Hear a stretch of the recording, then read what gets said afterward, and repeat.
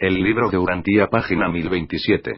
Documento 94. Las enseñanzas de Melquisedec en el Oriente. Los primeros maestros de la religión de Salem penetraron hasta las remotas tribus de África y Eurasia, pregonando constantemente el evangelio de Maquiventa de la fe y la confianza del hombre en un Dios universal como único precio para la obtención del favor divino.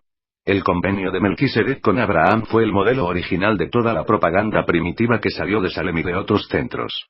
Urantia jamás tuvo misioneros más entusiastas y enérgicos de religión alguna que estos nobles hombres y mujeres que llevaron las enseñanzas de Melquisedec por el entero hemisferio oriental. Estos misioneros fueron seleccionados de muchos pueblos y razas, y difundieron sus enseñanzas en gran parte a través del medio de los conversos nativos. Establecieron centros de adiestramiento en diferentes partes del mundo donde enseñaron a los nativos la religión de Salem y luego encargaron a estos discípulos la función de maestros dentro de su propio pueblo. 1. Las enseñanzas de Salem en la India védica. En los días de Melquisedec, la India era un país cosmopolita que había caído recientemente bajo el dominio político y religioso de los invasores ario-anditas del norte y el oeste. En esta época tan solo las porciones septentrional y occidental de la península estaban ampliamente dominadas por los arios. Estos recién llegados védicos habían traído consigo sus muchas deidades tribales. Sus formas religiosas de adoración seguían de cerca las prácticas ceremoniales de sus antepasados anditas en el sentido de que el padre seguía funcionando de sacerdote y la madre de sacerdotisa, y el fogón se seguía utilizando de altar. El culto védico estaba en ese momento en proceso de crecimiento y metamorfosis bajo la dirección de la casta brahmina de los maestros sacerdotes, quienes gradualmente estaban tomando el control sobre el rito expansivo de la adoración. La amalgama de las deidades arias que en una época habían sido 33 ya se había iniciado cuando los misioneros de Salem penetraron en el norte de la India. El politeísmo de estos arios representaba una degeneración de su anterior monoteísmo, ocasionada por su fragmentación en unidades tribales, cada tribu con su propio dios venerado. Esta degeneración del monoteísmo y el trinitarismo originales de la Mesopotamia andita estaba en proceso de resíntesis en los primeros siglos del segundo milenio ADJC. Los muchos dioses estaban organizados en un panteón bajo la dirección triple de Yauspitar, el señor de los cielos. Indra, el tempestuoso señor de la atmósfera. Y Agni, el dios tricápita del fuego, señor de la tierra y símbolo residual del previo concepto de la Trinidad. Claros desarrollos enoteísticos estaban preparando el camino para un monoteísmo evolucionado. Agni, la deidad más antigua, frecuentemente se página 1028 exaltaba como padre cabeza de todo el panteón. El principio de deidad padre, a veces llamado Prajapati, a veces denominado Brahma, estuvo sumergido en una batalla teológica que los sacerdotes brahmánicos libraron más adelante con los maestros de Salem. El Brahman se concebía como el principio de energía divinidad que activaba el entero panteón védico. Los misioneros salemitas predicaban el Dios único de Melquisedec, el Altísimo en el cielo. Esta imagen no estaba en desacuerdo total con el concepto surgiente del padre Brahma como fuente de todos los dioses, pero la doctrina de Salem no era ritualista y por lo tanto contradecía directamente los dogmas, tradiciones y enseñanzas del sacerdocio brahmin. Los sacerdotes brahmánicos no quisieron nunca aceptar las enseñanzas de Salem de la salvación mediante la fe, del favor de Dios sin observancias ritualistas y ceremonias de sacrificio. El rechazo del Evangelio de Melquisedec de confianza en Dios y salvación mediante la fe marcó un cambio fundamental para la India. Los misioneros de Salem habían contribuido mucho a la pérdida de la fe en todos los antiguos dioses védicos, pero los líderes, los sacerdotes del vedismo, se negaron a aceptar las enseñanzas de Melquisedec de un solo Dios y una fe sencilla. Los brahmines tamizaron los escritos sagrados de su época para combatir a los maestros salemistas, y esta recopilación, que más tarde fue revisada, ha llegado hasta los tiempos modernos bajo el nombre de Rig Veda, uno de los libros sagrados más antiguos. Acto seguido los brahmines recopilaron el segundo, tercero y cuarto Veda, con el objeto de cristalizar, formalizar y fijar sus ritos de adoración y sacrificio para el pueblo de aquellos días. En su mejor aspecto, estos escritos equivalen a cualquier otro cuerpo de carácter similar en belleza de concepto y verdad de discernimiento. Pero a medida que esta religión superior se fue contaminando con miles y miles de supersticiones, cultos y ritos del sur de India, se transformó progresivamente en el sistema de teología más diversificado que el hombre mortal haya desarrollado jamás. Un examen de los Veda evidenciará algunos de los más elevados y algunos de los más bajos conceptos de deidad jamás concebidos. 2. El brahmanismo, al penetrar los misioneros de Salem hacia el sur en el Deccan dravidiano, se encontraron con un sistema de castas cada vez mayor, el esquema de los arios para prevenir la pérdida de identidad racial frente a la marejada en aumento de los pueblos Sanjik secundarios. Puesto que la casta de los sacerdotes brahmánicos era la esencia misma de este sistema, este orden social retardó considerablemente el progreso de los maestros de Salem. Este sistema de castas no consiguió salvar la raza aria, pero sí consiguió perpetuar a los brahmines quienes, a su vez, han mantenido la hegemonía religiosa en la India hasta el presente. Ahora, con el debilitamiento del vedismo a través del rechazo de la verdad más elevada, el culto de los arios quedó sujeto a incursiones cada vez mayores desde el Deccan. En un esfuerzo desesperado por contener la marea de extinción racial y obliteración religiosa, la casta brahmana se exaltó a sí misma por sobre todas las cosas. Enseñaron que el sacrificio a la deidad es en sí mismo omnieficaz, que era apremiante en su potencia. Proclamaron que, de los dos principios divinos esenciales del universo, uno era Brahman y la deidad, y el otro era el sacerdocio brahmánico. Ningún otro pueblo de Urantia tuvo sacerdotes que presumieran exaltarse a sí mismos aún por encima de sus dioses, para asegurarse los honores debidos a sus dioses. Pero tan absurdamente exageraron con estas declaraciones página 1029 presuntuosas que el entero sistema precario se derrumbó ante los cultos degradantes que fluían de las civilizaciones circunvecinas menos avanzadas. El vasto sacerdocio védico mismo tropezó y se hundió en la negra inundación de la inercia y del pesimismo que su propia presunción egoísta y tonta atrajo sobre toda la India. La concentración exagerada en el yo condujo con toda seguridad a un temor de la perpetuación no evolutiva del yo en un constante círculo de encarnaciones sucesivas de hombre, bestia o planta. Y de todas las creencias contaminadoras que podrían haber afectado a lo que pudo haber sido un monoteísmo surgente, ninguna fue tan embrutecedora como esta creencia en la transmigración, la doctrina de la reencarnación de las almas, que provenía del Deccan dravidiano. Esta creencia en la tediosa y monótona vuelta de transmigraciones repetidas quitó a los mortales luchadores su largamente acariciada esperanza de encontrar aquella liberación y avance espiritual en la muerte que habían sido parte de la previa fe védica. Esta enseñanza filosóficamente debilitadora fue seguida muy pronto por la invención de la doctrina del eterno escape del yo mediante la inmersión en el descanso y paz universales de la unión absoluta con Brahman, la superalma de toda la creación. El deseo mortal y la ambición humana fueron efectivamente eliminados y virtualmente destruidos. Por más de 2000 años las mejores mentes de la India han buscado escapar de todo deseo, y así han abierto la puerta para el ingreso de aquellos cultos y enseñanzas posteriores que virtualmente han encadenado el alma de muchos pueblos hindúes en las cadenas de la desesperación espiritual. De todas las civilizaciones, la civilización védica aria pagó el precio más alto por su rechazo del Evangelio de Salem. La casta por sí sola no podía perpetuar el sistema religio-cultural ario, y a medida que penetraban el norte las religiones inferiores del Deccan, se desarrolló una edad de desesperación y desencanto. Fue durante estos días oscuros cuando surgió el culto de no tomar ninguna vida, y ha persistido desde entonces. Muchos de los nuevos cultos fueron francamente ateístas, proclamando que toda salvación que se pudiese obtener tan solo provenía de los esfuerzos del hombre sin ayuda ninguna. Pero a través de mucho de esta filosofía desafortunada, se pueden trazar los residuos distorsionados de las enseñanzas de Melquisedec y aún de las enseñanzas adánicas. Estos fueron los tiempos de la compilación de las escrituras más recientes de la fe hindú, las brahmanas y las Upanishad. Habiendo rechazado las enseñanzas de la religión personal mediante la experiencia de la fe personal con el Dios único, y habiendo sido contaminados por la inundación de cultos degradantes y debilitantes de Deccan, con sus antropomorfismos y reencarnaciones, el sacerdocio brahmánico experimentó una reacción violenta contra estas creencias viciantes. Existió un esfuerzo definido por buscar y encontrar la realidad verdadera. Los brahmines trataron de desantropomorfizar el concepto hindú de deidad, pero al hacerlo tropezaron con el serio error de despersonalizar el concepto de Dios, y surgieron, no con un ideal elevado y espiritual del Padre del Paraíso, sino con una idea distante y metafísica de un absoluto que envuelve todo.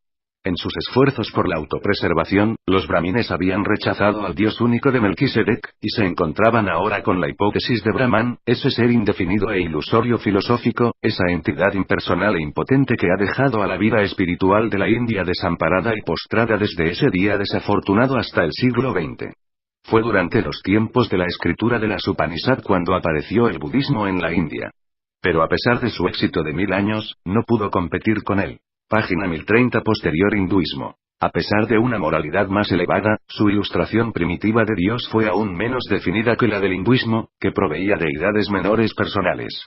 El budismo finalmente fue avasallado en el norte de la India por la embestida de un islam militante con un concepto claro de Alá como Dios supremo del universo.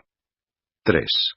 La filosofía brahmánica. Aunque la fase más elevada del brahmanismo no fue estrictamente una religión, sí fue verdaderamente uno de los esfuerzos más nobles de la mente mortal en los dominios de la filosofía y de la metafísica.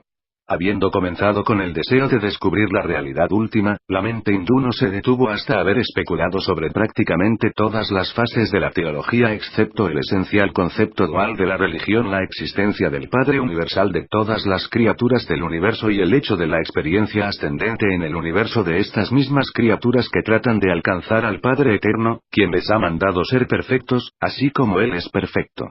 En el concepto del Brahman, la mente de aquellos días verdaderamente captó la idea de un absoluto que penetra todo, porque este postulado se identificaba al mismo tiempo como energía creadora y reacción cósmica.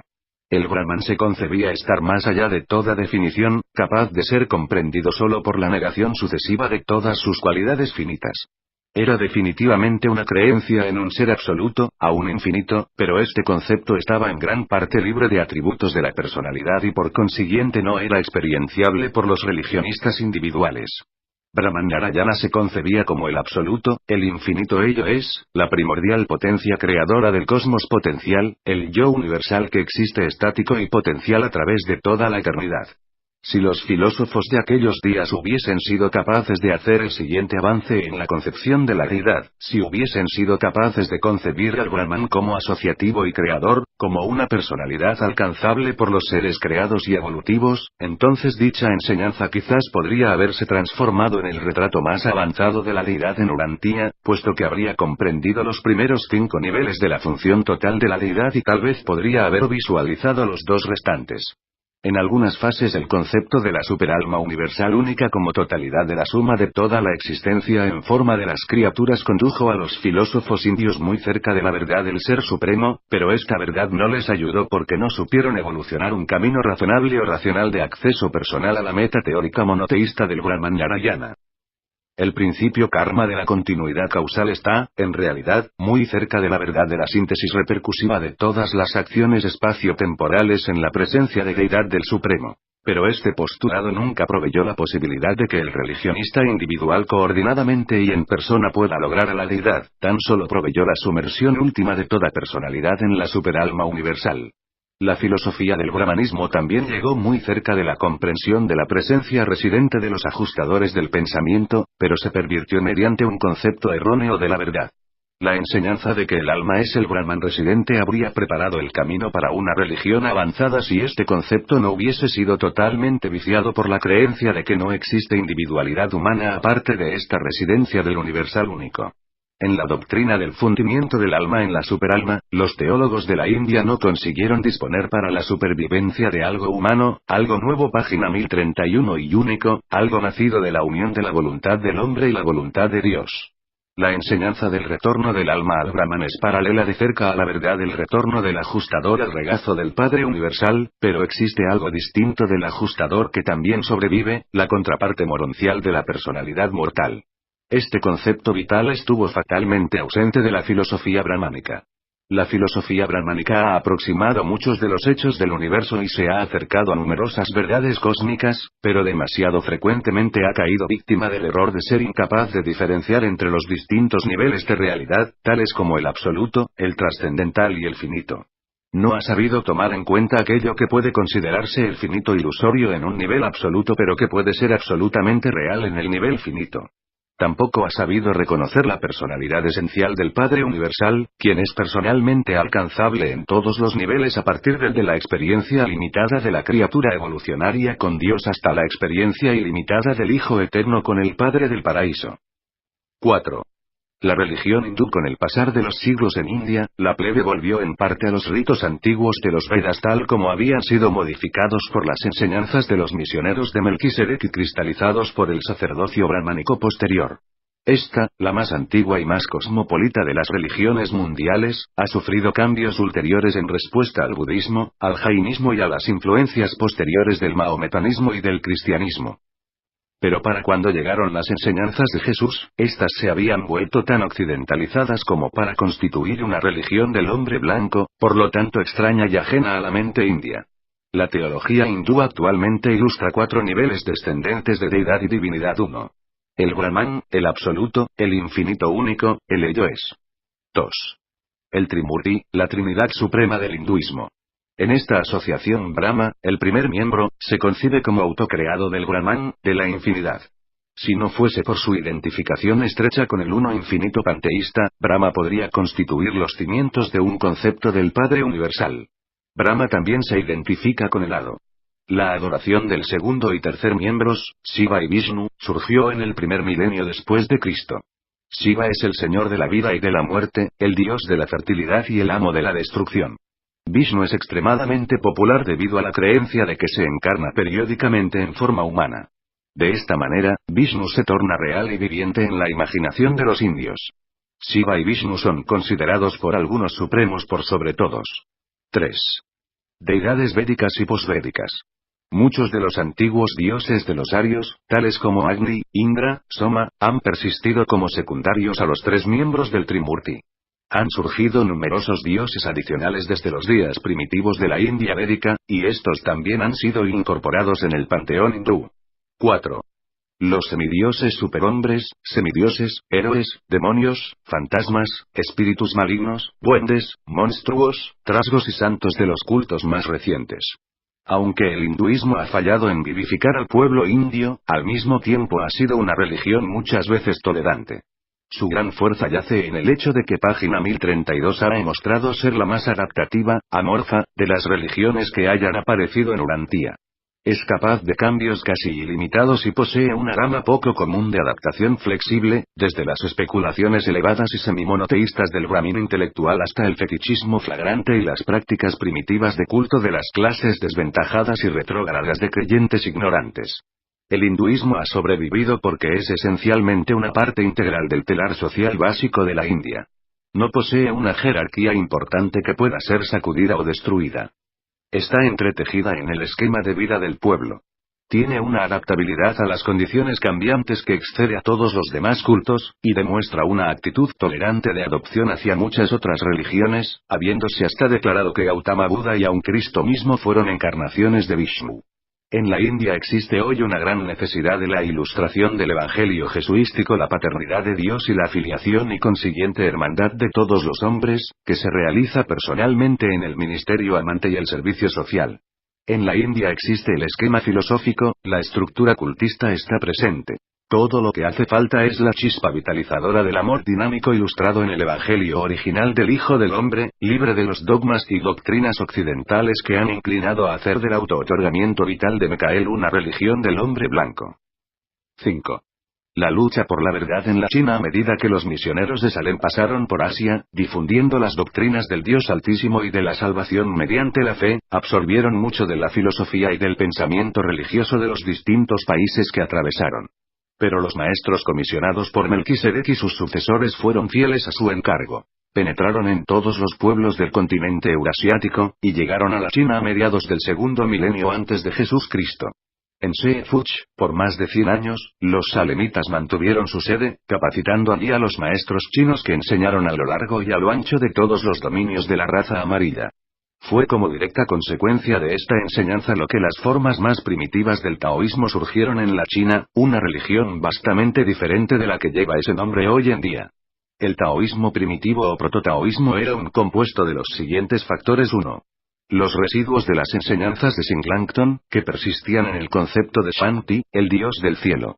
En los tiempos de Singlancton el pueblo chino se volvió virtualmente monoteísta. Concentraron su adoración en la verdad única, conocida más adelante como Espíritu del Cielo, el gobernante del universo. Y la raza amarilla no perdió nunca completamente este concepto primitivo de la deidad, aunque en siglos subsiguientes muchos dioses y espíritus subordinados se infiltraron insidiosamente en su religión. 2. La religión salemita de una deidad altísima creadora que donaría su favor sobre la humanidad en respuesta a la fe del hombre. Pero es demasiado cierto que, al tiempo en que los misioneros de Melquisedec habían penetrado en las tierras de la raza amarilla, su mensaje original se había transformado considerablemente respecto de la simple doctrina de Salem en los días de Maquiventa. 3. El concepto del Brahman absoluto de los filósofos indios, combinado con el deseo de escapar a todo mal. Tal vez la influencia ajena más grande en la difusión hacia el este de la religión de Salem fue ejercida por los maestros indios de la fe védica, quienes inyectaron su concepto del Brahman, el absoluto, en el pensamiento salvacionista de los salemitas. Página 1033. Esta creencia compuesta se difundió en las tierras de las razas amarillas y morenas como influencia subyacente en el pensamiento religio-filosófico. En el Japón este prototaoísmo se conoció con el nombre de Shinto, y en este país, muy distante de Salem en Palestina, el pueblo supo de la encarnación de Maquiventa Melquisedec, quien vivió en la tierra para que el nombre de Dios no fuera olvidado por la humanidad. En la China todas estas creencias más tarde se confundieron y se combinaron con el culto en constante crecimiento de la adoración de los antepasados. Pero nunca desde los tiempos de Singlanton han caído los chinos en la esclavitud desamparada de la magia sacerdotal. La raza amarilla fue la primera en librarse de las cadenas bárbaras y entrar en una civilización de orden porque fue la primera en llegar a cierta medida de libertad del temor abyecto a los dioses, y hasta llegaron a no temer a los fantasmas de los muertos tal como lo hacían otras razas. China fue derrotada porque no supo progresar más allá de la primitiva emancipación desde la obediencia a los sacerdotes. Cayó en un error casi igualmente calamitoso la adoración de los antepasados. Pero los salemitas no laboraron en vano. Fue sobre los cimientos de su evangelio sobre los que los grandes filósofos del sexto siglo de la China construyeron sus enseñanzas. La atmósfera moral y los sentimientos espirituales de los tiempos de Lao Tse y Confucio surgieron de las enseñanzas de los misioneros salemitas de una era anterior. 6. Lao Tse y Confucio unos 600 años antes de la llegada de Micael, Melquisedec, ya partido desde hacía mucho de la carne, tuvo la impresión de que la pureza de sus enseñanzas en la tierra estaba siendo amenazada peligrosamente por la absorción general en las creencias más antiguas de Urantía. Por cierto tiempo parecía que su misión como antecesor de Micael podía estar en peligro de fallar. En el sexto siglo A.D.J.C., mediante una coordinación extraña de agencias espirituales, no completamente comprendida ni siquiera por los supervisores planetarios, Urantía presenció una presentación altamente extraña de verdades religiosas múltiples. Mediante la agencia de varios maestros humanos el Evangelio de Salem fue redeclarado y revitalizado, y tal como se lo presentó entonces, mucho ha persistido hasta los tiempos de este escrito. Este singular siglo de progreso espiritual fue caracterizado por grandes maestros religiosos, morales y filosóficos en todo el mundo civilizado. En la China los dos maestros sobresalientes fueron Lao Tse y Confucio. Lao Tse construyó directamente sobre los conceptos de la tradición salemita cuando declaró a Tao ser la primera causa única de toda la creación. Lao fue hombre de gran visión espiritual. Él enseñó que el destino eterno del hombre es su unión sempiterna con Tao, Dios supremo y Rey universal. Su comprensión de la causalidad última fue muy profunda, pues escribió: la unidad surge del Tao absoluto, y de la unión aparece la dualidad cósmica, y de dicha dualidad, surge a la existencia la Trinidad, y la Trinidad es la fuente principal de toda realidad. Y toda realidad está por siempre equilibrada entre los potenciales y los actuales del cosmos, y estos están eternamente armonizados por el espíritu de la divinidad. Lao Tse también hizo una de las presentaciones más tempranas de la doctrina de devolver el bien por el mal. La bondad genera bondad, pero para el que es verdaderamente bueno, el mal también genera bondad. Él enseñó el retorno de la criatura a su creador e ilustró la vida como el surgimiento de una personalidad de los potenciales cósmicos, mientras que la página 1034 muerte equivalía al regreso al hogar de esta personalidad de la criatura. Su concepto de auténtica fe era poco común, y él también lo asemejó a la actitud de un niño. Su comprensión del propósito eterno de Dios era clara, pues dijo: la deidad absoluta no lucha pero es siempre victoriosa. No fuerza a la humanidad pero está siempre lista para responder a sus deseos auténticos. La voluntad de Dios es eterna en paciencia y eterna en la inevitabilidad de su expresión. Y del verdadero religioso dijo, al expresar la verdad que es más bendito dar que recibir: el hombre bueno no intenta guardarse la verdad sino más bien desea donar estas riquezas a sus semejantes, porque esa es la realización de la verdad. La voluntad del Dios absoluto siempre beneficia, jamás destruye. El objetivo del verdadero creyente es actuar siempre pero no forzar nunca. Las enseñanzas de Lao sobre la no resistencia y la distinción que hizo entre acción y coerción se pervirtieron más adelante en las creencias de no ver, no hacer ni pensar nada. Pero Lao jamás enseñó ese error, aunque su presentación de la no resistencia haya sido un factor en el desarrollo ulterior de las predilecciones pacíficas del pueblo chino. Pero el taoísmo popular en el siglo XX de Urantia tiene poco en común con los elevados sentimientos y los conceptos cósmicos del viejo filósofo que enseñó la verdad como la percibía, que era esa fe en el Dios absoluto que es la fuente de la energía divina que rehará el mundo, y mediante la cual el hombre asciende a la unión espiritual con Tao, la deidad eterna y el creador absoluto de los universos. Confucio Kung Fu Tse fue un contemporáneo más joven de Lao en la China, durante el siglo VI. Confucio basó sus doctrinas sobre las mejores tradiciones morales de la larga historia de la raza amarilla, y también fue en cierto modo influido por los residuos de las tradiciones de los misioneros de Salem. Su labor fundamental consistió en la compilación de dichos sabios de los filósofos antiguos. Fue un maestro rechazado durante su vida, pero sus escritos y enseñanzas han ejercido desde entonces una gran influencia sobre la China y el Japón. Confucio estableció nuevos parámetros para los chamanes en cuanto colocó la moralidad en el lugar de la magia. Pero construyó demasiado bien. Creó un nuevo fetiche del orden y estableció un respeto por la conducta ancestral que aún es venerado por los chinos al tiempo de este escrito. La predicación de Confucio sobre la moralidad se basaba en la teoría de que el camino de la tierra es la sombra distorsionada del camino de los cielos, que el esquema verdadero de la civilización temporal es el reflejo del orden eterno del cielo. El concepto potencial de Dios en el confucianismo estaba casi completamente subordinado al énfasis colocado en el camino del cielo, el esquema del cosmos. Las enseñanzas de Lao se han perdido para todos, excepto para unos cuantos en el Oriente, pero los escritos de Confucio han constituido desde entonces la base del tejido moral de la cultura prácticamente para un tercio de los urantianos. Estos preceptos de Confucio, aunque perpetúan lo mejor del pasado, eran en cierto modo contrarios al mismo espíritu chino de investigación responsable de esos logros tan venerados. La influencia de estas doctrinas fue combatida sin éxito tanto por los esfuerzos imperiales de Qin Shi Huangdi como por las enseñanzas de Moti, quien proclamó una fraternidad fundada no en el deber ético sino en el amor a Dios. Trató de volver a encender la antigua búsqueda por la nueva verdad, pero sus enseñanzas fracasaron ante la vigorosa oposición de los discípulos de Confucio.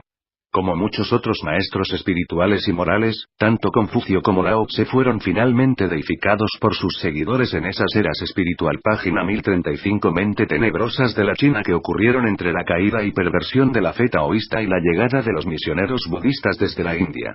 Durante estos siglos espiritualmente decadentes, la religión de la raza amarilla degeneró en una teología lastimera poblada de diablos, dragones y espíritus malignos, señalando todos ellos el retorno de los temores de la mente mortal no esclarecida. Y la China, cierta vez a la cabeza de la sociedad humana debido a su religión avanzada, cayó en la retaguardia debido a una incapacidad temporal para progresar en el camino verdadero del desarrollo de esa conciencia de Dios que es indispensable para el verdadero progreso, no solamente del mortal individual, sino también de las civilizaciones intrincadas y complejas que caracterizan el avance de la cultura y de la sociedad en un planeta evolucionario del espacio y del tiempo. 7. Gautama Siddhartha. Contemporáneamente con Lao Tse y Confucio en la China, otro gran maestro de la verdad surgió en India. Gautama Siddhartha nació en el siglo VI a.D.C. en la provincia septentrional de Nepal en la India. Sus seguidores más adelante quisieron hacer aparecer que había sido el hijo de un gobernante fabulosamente rico, pero en realidad, era el heredero aparente del trono de un cacique poco importante a quien toleraban que gobernara un pequeño valle montañoso aislado en el sur de las Himalayas. Gautama formuló las teorías que evolucionaron la filosofía del budismo después de 6 años de práctica fútil de yoga.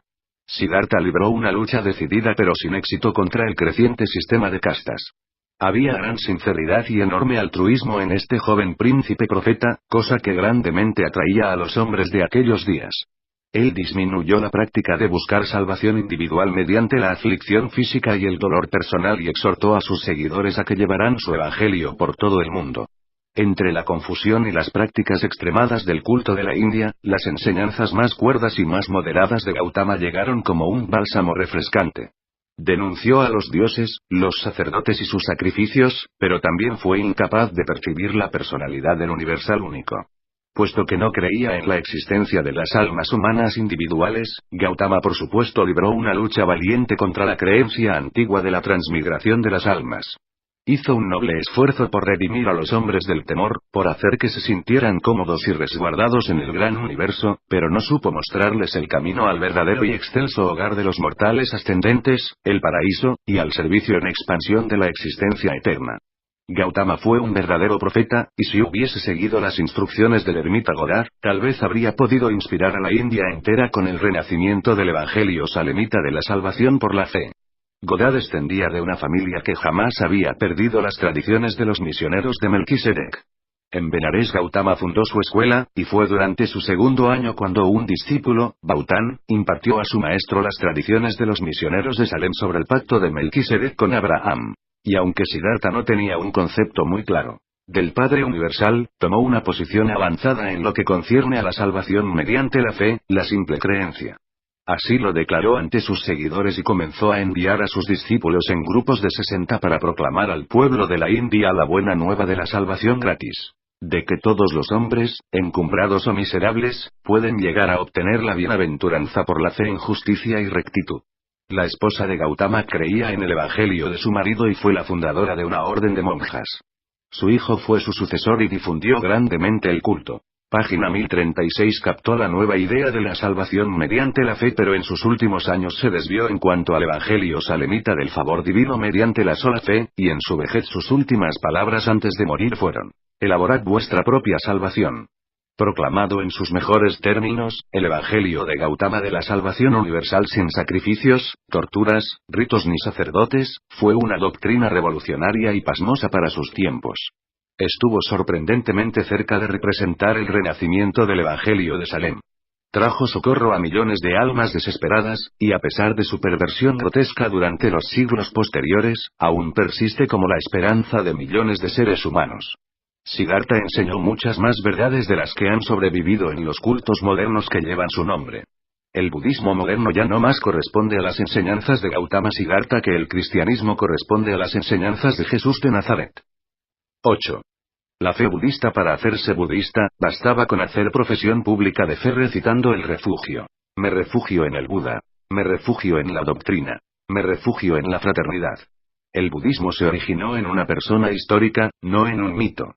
Los seguidores de Gautama le llamaron Shasta, que significaba amo o maestro. Aunque no pretendió nada sobrehumano ni para sí mismo ni para sus enseñanzas, muy pronto sus discípulos comenzaron a llamarle el esclarecido, el Buda. Más adelante, Sakyamuni Buda. El evangelio original de Gautama se basaba en 4 verdades nobles. 1. Las nobles verdades del sufrimiento. 2. Los orígenes del sufrimiento. 3. La destrucción del sufrimiento. 4. El camino hacia la destrucción del sufrimiento.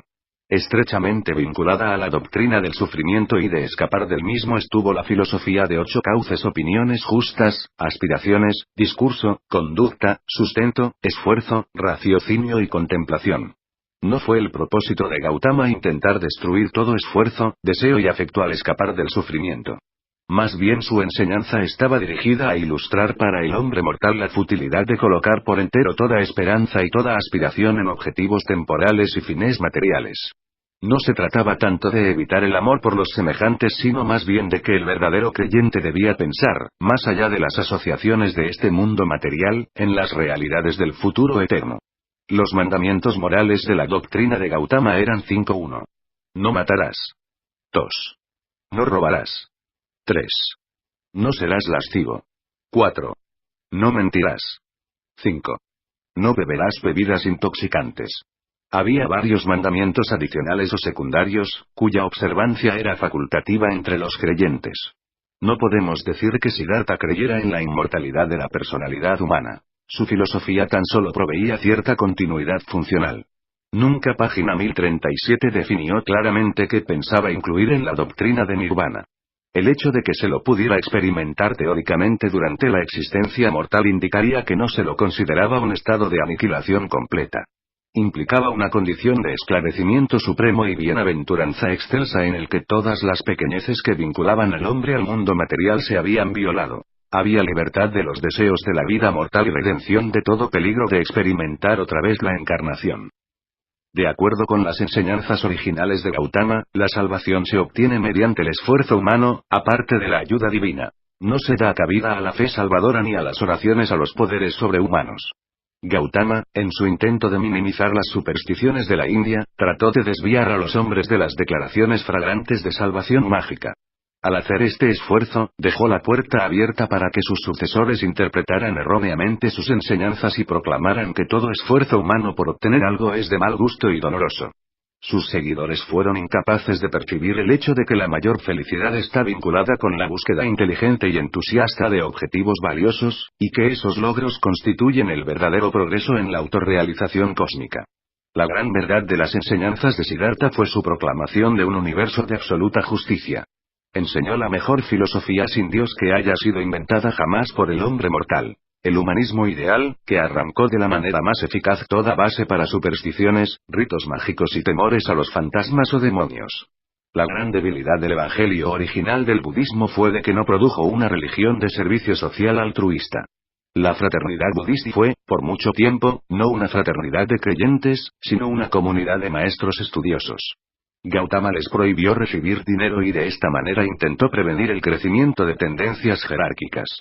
Gautama mismo era altamente social. En efecto, su vida fue mucho más extensa que su predicación. 9. La difusión del budismo. El budismo prosperó porque ofrecía salvación mediante la creencia en el Buda, el esclarecido. Fue más representativo de las verdades de Melquisedec que cualquier otro sistema religioso que se encontrara en Asia Oriental. Pero el budismo no se difundió sobremanera como religión hasta no ser adoptado como autoprotección por el monarca de baja casta Asoka, quien, después de Iknatón en Egipto, fue uno de los gobernantes civiles más notables entre Melquisedec y Micael. Asoka construyó un gran imperio indio mediante la propaganda de sus misioneros budistas. Durante un período de 25 años adiestró y envió a más de 17.000 misioneros a las fronteras más alejadas de todo el mundo conocido. En una generación hizo del budismo la religión dominante de la mitad del mundo. Esta muy pronto quedó establecida en Tíbet, Cachemira, Ceilán, Birmania, Java, Siam, Corea, la China y el Japón. Y en términos generales, fue una religión vastamente superior a las que suplantó o mejoró. La difusión del budismo desde su lugar de origen en la India a toda Asia es una de las historias más emocionantes de devoción espiritual y persistencia misionera de religionistas sinceros. Los maestros del Evangelio de Gautama no solo se enfrentaron a los peligros de las rutas de caravanas por toda la tierra, sino que también hicieron frente a los peligros de los mares chinos al cumplir con su misión en el continente asiático, llevando a todos los pueblos el mensaje de su fe. Pero este budismo ya no era la simple doctrina de Gautama. Era un evangelio plagado de creencias en los milagros, que tornaba a Gautama un dios.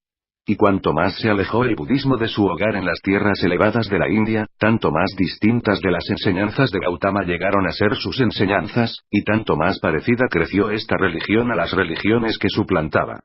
Página 1038. El budismo, más adelante, fue altamente influido por el taoísmo en la China, el shinto en el Japón y el cristianismo en Tíbet. Después de 1000 años, en la India el budismo simplemente se marchitó y expiró. Se volvió brahmanizado y más adelante se rindió en forma abyecta al Islam, mientras que en mucho del resto del Oriente degeneró en un rito que Gautama Siddhartha jamás podría haber reconocido. En el sur el estereotipo fundamentalista de las enseñanzas de Siddhartha persistió en Ceilán, Birmania y la península de Indochina. Esta es la división hinayana del budismo que se aferra a la primitiva doctrina asocial. Pero aún antes del colapso en la India, los grupos chinos y del norte de India de los seguidores de Gautama habían comenzado el desarrollo de las enseñanzas mahayana del gran camino a la salvación, en contraste con los puristas del sur que se aferraban a la hinayana o camino menor. Y estos mahayanistas se liberaron de las limitaciones sociales inherentes a la doctrina budista, y desde entonces esta división norteña del budismo ha continuado evolucionando en la China y el Japón. El budismo es una religión viviente y creciente hoy porque mantiene muchos de los valores morales más elevados de sus adherentes. Promueve la calma y el autocontrol, aumenta la serenidad y la felicidad, y hace mucho por prevenir la pena y la aflicción. Aquellos que creen en esta filosofía viven vidas mejores que muchos que no creen. 10. La religión en el Tíbet. En Tíbet se puede encontrar la asociación más extraña de las enseñanzas de Melquisedec combinadas con el budismo, el hinduismo, el taoísmo y el cristianismo. Cuando los misioneros budistas penetraron en Tíbet, encontraron un estado de salvajismo primitivo muy similar al que encontraron los misioneros cristianos primitivos entre las tribus norteñas de Europa. Estos tibetanos de mentes sencillas no querían abandonar completamente sus antiguas magias y amuletos. El examen de las ceremonias religiosas de los ritos tibetanos de hoy en día revela una fraternidad pululante de sacerdotes con la cabeza afeitada que practican un rito elaborado que comprende campanas, cantos, incienso, procesiones, rosarios, imágenes, amuletos, pinturas, agua bendita, vestimentas magníficas y coros elaborados. Cuentan con dogmas rígidos y credos cristalizados, ritos místicos y ayunos especiales. Su jerarquía abraza a monjes, monjas, abades y el Gran Lama. Rezan a los ángeles, a los santos, a la Madre Sagrada y a los dioses. Practican confesiones y creen en el purgatorio. Sus monasterios son extensos y sus catedrales magníficas. Mantienen una repetición sin fin de ritos sagrados y creen que tales ceremonias otorgan la salvación. Atan sus oraciones a una rueda, y cuando ésta gira, creen que sus peticiones se tornan eficaces.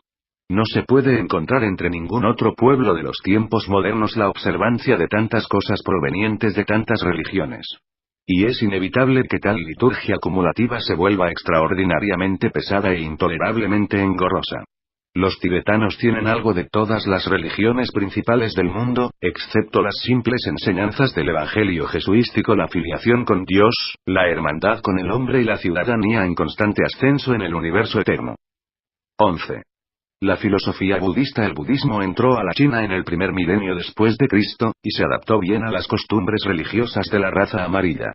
En su adoración a los antepasados, página 1039, por mucho tiempo habían rezado a los muertos. Ahora también podían rezar por ellos. El budismo pronto se amalgamó con las prácticas rituales residuales del taoísmo en desintegración. Esta nueva religión sintética con sus templos de adoración y ceremoniales religiosos definidos pronto se volvió el culto generalmente aceptado por los pueblos de la China, Corea y el Japón.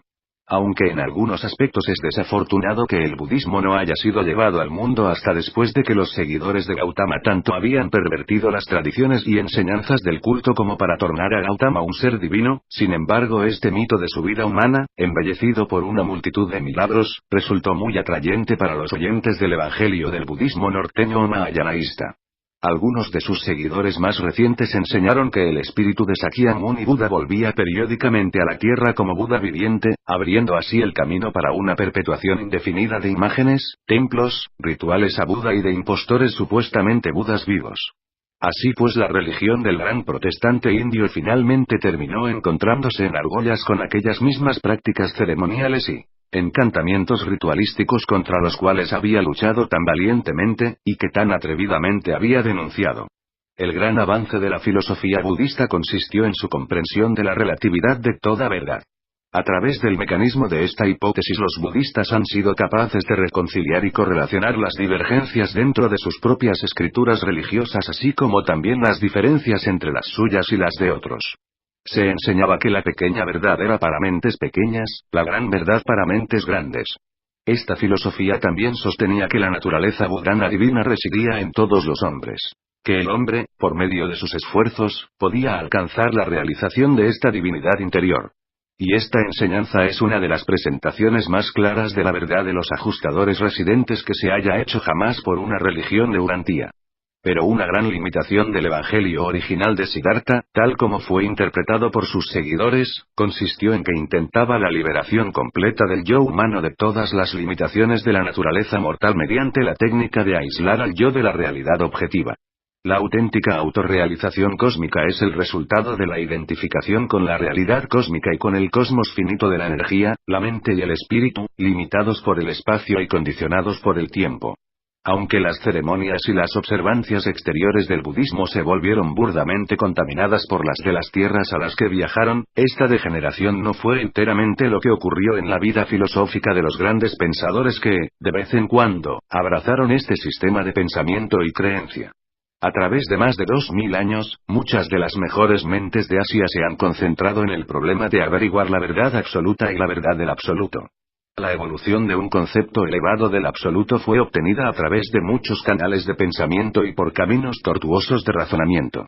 La ascensión hacia arriba de esta doctrina de la infinidad no fue tan claramente definida como lo fue la evolución del concepto de Dios en la teología hebrea. Sin embargo, hubo ciertos niveles amplios que las mentes budistas alcanzaron, descansando sobre ellos, y cruzaron en su camino a la visualización de la fuente primera de los universos 1. La leyenda de Gautama. La base del concepto la constituía el hecho histórico de la vida y enseñanzas de Siddhartha, el príncipe profeta de la India. Esta leyenda se convirtió en mito a medida que viajaba a través de los siglos y de las amplias tierras de Asia hasta que trascendió la idea de Gautama como ser esclarecido y comenzó a adoptar atributos adicionales. Página 1040. 2. Los muchos Budas. Se razonaba que, si Gautama había venido a los pueblos de la India, entonces, en el pasado remoto y en el futuro remoto las razas de la humanidad forzosamente habían sido, e indudablemente serían, bendecidos con otros maestros de la verdad. Esto originó la enseñanza de que había muchos Budas, un número ilimitado e indefinido, y hasta se llegó a enseñar que cualquiera podía aspirar a volverse Buda, a alcanzar la divinidad de un Buda. 3. El Buda absoluto. Por la época en que el número de Budas estaba llegando a la infinidad, fue necesario que las mentes de aquellos días volvieran a unificar este concepto torpe. Por consiguiente, se empezó a enseñar que todos los Budas no eran sino manifestaciones de una esencia más elevada, un uno eterno de existencia infinita e incualificada, una fuente absoluta de toda realidad. De allí en adelante, el concepto de deidad del budismo, en su forma más elevada, se divorcia de la persona humana de Gautama Siddhartha y se libera de las limitaciones antropomórficas que la han mantenido encadenada. Esta concepción final del Buda eterno bien se puede identificar con el absoluto, a veces aun con el infinito yo soy. Aunque esta idea de la deidad absoluta nunca encontró gran favor popular entre los pueblos de Asia, permitió que los intelectuales de esas tierras unificaran su filosofía y armonizaran su cosmología. El concepto del Buda absoluto es a veces casi personal, a veces totalmente impersonal, aun una fuerza creadora infinita. Dichos conceptos, aunque son útiles en la filosofía, no son vitales para el desarrollo religioso. Aún un Yahvé antropomórfico es de mayor valor religioso que un absoluto infinitamente remoto del budismo o del brahmanismo. A veces se llegó a pensar que el absoluto estaba contenido dentro del infinito yo soy. Pero estas especulaciones constituían un frío consuelo para las multitudes hambrientas que deseaban oír palabras de promesa, escuchar el evangelio sencillo de Salem, saber que la fe en Dios consigue el favor divino y la sobrevivencia eterna. 12. El concepto budista de Dios. La gran debilidad de la cosmología del budismo fue doble: su contaminación con muchas de las supersticiones de la India y la China y su sublimación de Gautama, primero como el esclarecido, y luego como el Buda eterno. Del mismo modo en que el cristianismo ha sufrido por la absorción de mucha filosofía humana errónea, así también el budismo muestra su marca de nacimiento humana. Pero las enseñanzas de Gautama han continuado a evolucionar durante los últimos 2500 años. El concepto de Buda, para un budista esclarecido, ya no corresponde a la personalidad humana de Gautama, así como el concepto de Jehová ya no es idéntico al espíritu demoníaco de Oreb para un cristiano esclarecido. La pobreza de terminología, juntamente con la retención sentimental de la nomenclatura antigua, frecuentemente impide comprender el significado verdadero de la evolución de los conceptos religiosos. Gradualmente el concepto de Dios, en contraste con el del absoluto, comenzó a aparecer en el budismo. Sus fuentes se encuentran en los primeros días de la diferenciación entre los seguidores del camino menor y los del camino mayor. Fue en esta última subdivisión del budismo donde el concepto dual de Dios y el absoluto finalmente maduró. Paso a paso, de siglo en siglo, el concepto de Dios ha evolucionado hasta que, con las enseñanzas de Ryonin, Onen Shonin y Shinran en el Japón, este concepto finalmente dio fruto en la creencia en Amida Buda. Página 1041. Entre estos creyentes se enseña que el alma, al sufrir la muerte, puede elegir disfrutar de una estadía en el paraíso antes de entrar al nirvana, el nivel último de existencia. Se proclama que esta nueva salvación se obtiene por la fe en las misericordias divinas y por el cuidado amante de Amida, Dios del paraíso en el oeste. En su filosofía, los amidistas creen en una realidad infinita que está más allá de toda comprensión mortal finita. En su religión, se aferran a la fe en un Amida todo misericordioso, que tanto ama al mundo que no puede soportar que un solo mortal que llame su nombre en fe auténtica y con corazón puro deje de obtener la felicidad excelsa del paraíso. La gran fuerza del budismo consiste en que sus adherentes están libres de elegir la verdad en todas las religiones. Dicha libertad de elección pocas veces ha caracterizado a una fe urantiana. En este aspecto la secta Shin del Japón se ha vuelto uno de los grupos religiosos más progresivos del mundo. Ha revivido el antiguo espíritu misionero de los seguidores de Gautama y ha comenzado a enviar maestros a otros pueblos. Esta capacidad para apropiarse de la verdad proveniente de cualquier y toda fuente es indudablemente una tendencia admirable que aparece entre los creyentes religiosos durante la primera mitad del siglo XX de J.C. El budismo mismo está experimentando un renacimiento en el siglo XX. Mediante el contacto con el cristianismo, los aspectos sociales del budismo se han enaltecido grandemente. El deseo de aprender ha vuelto a surgir en el corazón de los monjes sacerdotes de la fraternidad, y la difusión de la educación a lo largo y a lo ancho de este indudablemente provocará nuevos avances en la evolución religiosa.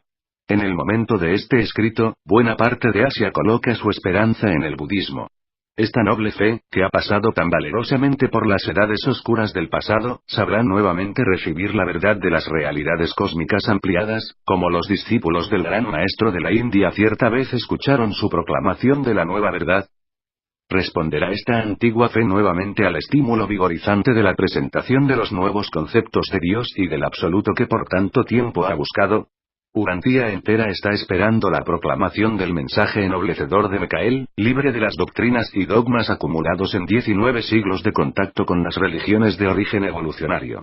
Está llegando la hora de presentar al budismo, al cristianismo, al hinduismo, aun a los pueblos de todas las fes, no el evangelio sobre Jesús, sino la realidad viviente, espiritual, del evangelio de Jesús. Presentado por un Melquisedec de Nevadón.